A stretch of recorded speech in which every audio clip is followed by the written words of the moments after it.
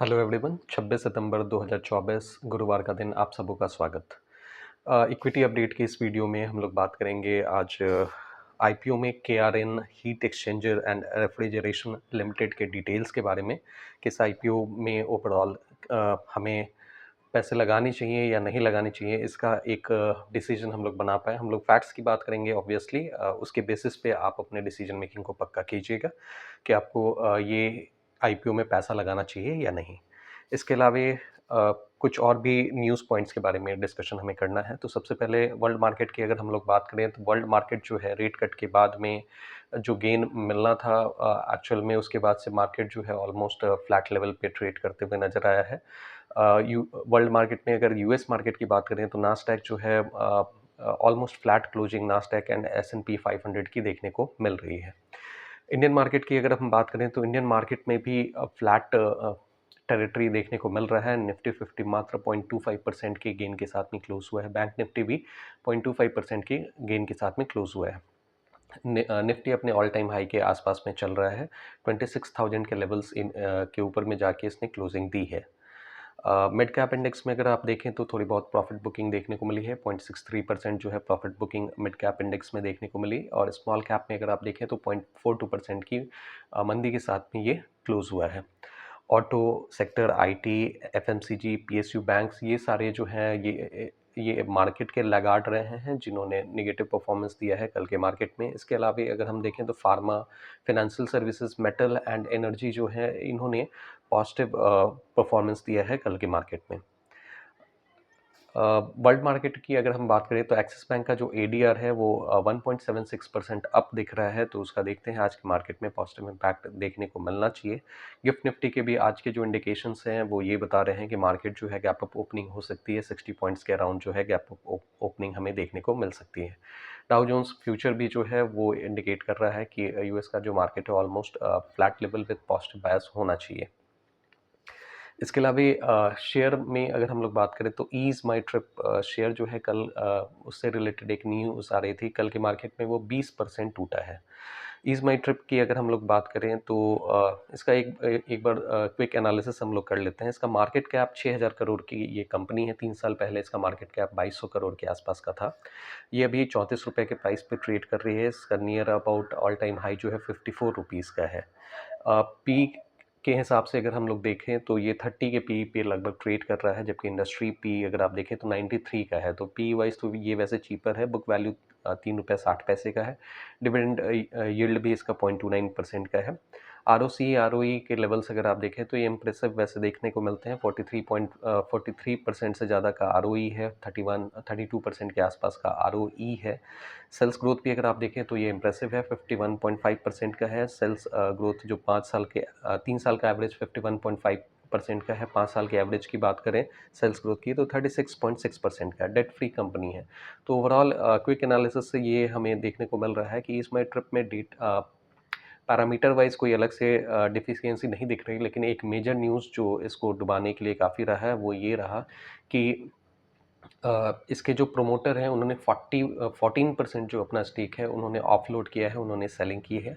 सो 40 अगर प्रोमोटर के द्वारा इतने बड़े चंक में सेलिंग अगर आती है तो ये बेसिकली मार्केट को ये पैनिक क्रिएट करता है। मार्केट में ये न्यूज़ फ्लैश होता है कि प्रोमोटर को खुद की कंपनी में शायद विश्वास कम है, इस कारण से वो जो है इतने बड़े चंक्स को डाइल्यूट कर रहे हैं, इतने बड़े चंक्स को बेच रहे हैं। तो वैसे स्थिति में मार्केट में पैनिक होता है और यही देखने को मिला है। ईज माई ट्रिप शेयर जो है वो 20% बेसिकली डाउन हुआ है। और चूंकि जो सेलिंग हुई है वो काफ़ी बड़े वॉल्यूम के साथ में हुई है, तो टेक्निकल चार्ट के बेसिस पे भी अगर आप देखें तो इस शेयर के रिकवरी में टाइम लगेगा। और इसमें जो है अभी जो है ये काफ़ी पुअर मतलब नेगेटिव टेरिटरी में चला गया है। हालांकि ऑफलोडिंग के बाद भी जो प्रोमोटर के स्टेक रहेंगे वो अबाउट 50% के आसपास अभी भी स्टेक इनका मेंटेन रहेगा। लेकिन फिर भी चूंकि बड़े वॉल्यूम के साथ में सेलिंग है तो इसको रिकवर करने में समय लग जाएगा। अदर न्यूज़ पॉइंट के हिसाब से देखें तो मनाबा फाइनेंस के लिए अगर आप देखें तो क्या ज़बरदस्त इसकी लिस्टिंग हुई है। सब्सक्रिप्शन अगर आप देखें तो 200 टाइम्स से ज़्यादा का सब्सक्रिप्शन इसमें देखने को मिला है। और इसका जीएमपी जो ग्रे मार्केट प्रीमियम जो एक्सपेक्ट किया जा रहा है वो 54% का ग्रे मार्केट प्रीमियम एक्सपेक्ट किया जा रहा है। तो इसके लिस्टिंग के साथ में हम लोग ये एक्सपेक्ट कर सकते हैं कि 54% का गेन या 50% के अबाउट में गेन हमें देखने को मिले। अब हम लोग बात करते हैं KRN heat exchanger and refrigeration limited IPO के बारे में। तो इसका जो लिस्टिंग है वो 25 तारीख को ओपन हुआ है और 27 तारीख को ये क्लोज होगा। तो closing date of this IPO is 27 September.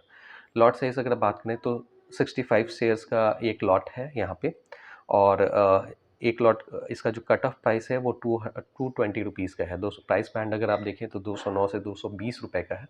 Actually ये इस प्राइस रेंज में आपको जो है स्टॉक मिलेगा, लेकिन जब अगर डिमांड काफ़ी ज़्यादा होता है तो लोग जो हाईएस्ट प्राइस जो है, जिसको हम लोग कट ऑफ प्राइस भी कहते हैं, उसको बिड में लगा के छोड़ देते हैं। इसके एक लॉट का जो प्राइस है वो 14,300 के आसपास का होगा। तो वैसे भी अगर आप देखें तो एक मेन बोर्ड IPO में जो प्राइस जो हमें देखने को मिलता है, लगभग एक लॉट का प्राइस 15,000 के लगभग कहीं देखने को मिलता है। तो अगर आप IPO में SME और मेन बोर्ड IPO में डिफरेंस की बात करें तो एक लेमैन अंडरस्टैंडिंग के हिसाब से अगर हम लोग समझें, एक बहुत ही साधारण भाषा में समझें, तो मेन बोर्ड IPO में जो होते हैं वो आप कह सकते हैं कि इस्टेब्लिश्ड ट्रैक रिकॉर्ड वाली कुछ कंपनीज आपको देखने को मिलती हैं, जबकि आपकी SMEs कंपनीज जो हैं ये बहुत छोटे माइक्रो कैप वाली कंपनीज होती हैं, जिसके बारे में बहुत ज़्यादा आप समझें कि ट्रैक रिकॉर्ड रखना या फिर देखना बड़ा मुश्किल होता है। उनके बहुत सारे कंप्लाइंसेस जो होते हैं वो कम किए हुए रहते हैं रेगुलेटर के साइड से। सो ऐसी स्थिति में SMEs जो हैं शेयर्स या उनके IPOs में लगाना वो ज़्यादा चैलेंजिंग होता है। उसको प्रॉपर स्टडी के साथ ही, इवन बहुत डिटेल्ड स्टडी के हिसाब से उसको फॉलो करने की ज़रूरत होती है। और इनफैक्ट SMEs IPOs में अगर आप देखें तो एक लॉट SME IPO में इन्वेस्टमेंट के लिए आप देखें तो एक से सवा लाख या 1.5 लाख के आसपास में एक लॉट का प्राइस वहाँ पे होता है। तो सिंपल अंडरस्टैंडिंग के हिसाब से देखें तो वहाँ पे प्राइस वाइज जो है एक लॉट का कीमत काफ़ी ज़्यादा होता है, जबकि मेन बोर्ड IPO में अराउंड 15,000 के आसपास में लोग जो है वो पैसे लगा के एक लॉट परचेज कर सकते हैं। अगेन KRN हीट एक्सचेंजर का अगर आप फेस वैल्यू देखें तो 10 रुपये पर शेयर का है। इसका लिस्टिंग डेट जो है 3 अक्टूबर का है। 3 अक्टूबर को ये BSE और NSE प्लेटफॉर्म पे लिस्ट होगी। इस कंपनी के बारे में अगर हम बात करें तो ये जो है छोटी माइक्रो मार्केट कैप की कंपनी है। 1367 करोड़ मार्केट कैप इसका है। PE वाइज देखें तो 34.3 का PE का लेवल है दिख रहा है, और इसका इंडस्ट्री पीई अगर आप देखें तो 39 के लेवल पे है। तो इस हिसाब से पीई के अकॉर्डिंग ये थोड़ा ये आप कह सकते हैं कि फेयर फेयर वैल्यू तो नहीं, इनफैक्ट अंडर वैल्यूड आप कह सकते हैं। ROC और ROE के लेवल अगर आप देखें तो ये भी इम्प्रेसिव है। ROE जो है वो 40 के लेवल के को मेंटेन कर रहा है। ROC भी जो है वो मोर देन 30% का लेवल ये मेंटेन करते हुए आपको नजर आएगा। सेल्स ग्रोथ पिछले 3 साल का देखें तो अराउंड 60% का सेल्स ग्रोथ पिछले 3 साल का एवरेज सेल्स ग्रोथ हमें देखने को मिल रहा है। मार्केट से ये जो है 341 या 342 करोड़ के आसपास जो है ये पैसे रेज करेंगे लगभग। और सबसे इंटरेस्टिंग बात ये है कि जो फर्स्ट डे ऑफ सब्सक्रिप्शन रहा है 25 तारीख को, जो सब्सक्रिप्शन के लिए ये ओपन हुआ है, पहले दिन ही ये 26 टाइम्स जो है वो सब्सक्राइब हो रखा है। तो इसका डिमांड हैवी देखने को मिल रहा है। ग्रे मार्केट प्रीमियम अगर आप देखें तो इट्स क्वाइट इम्प्रेसिव। 108% का जो है ग्रे मार्केट प्रीमियम हमें देखने को मिल रहा है। यानी ऐसी उम्मीद जताई जा रही है कि लिस्टिंग डेट जो इसका 3 अक्टूबर को है, तो 3 अक्टूबर को ही जिनको ये IPO मिलेगा वो उनके पैसे डबल होते हुए दिखेंगे। तो एनीवेज, ग्रे मार्केट प्रीमियम बहुत हद तक मैनिपुलेटिव भी हो सकते हैं, लेकिन एक टेंटेटिव आइडिया हमें देखने को मिल रहा होता है। सब्सक्रिप्शन स्टेटस इसमें काफ़ी अच्छे लेवल पे देखने को मिल रहा है, तो इससे हम ये अंदाज़ा लगा सकते हैं कि इसका डिमांड जो है आने वाले समय में भी होगा। और चूँकि छोटे माइक्रो कैप छोटे मार्केट कैप की कंपनी है, तो आगे भी लिस्टिंग के बाद भी इसमें आगे उम्मीद की जा सकती है कि इसमें फर्दर ग्रोथ के चांसेस ज़्यादा रहेंगे।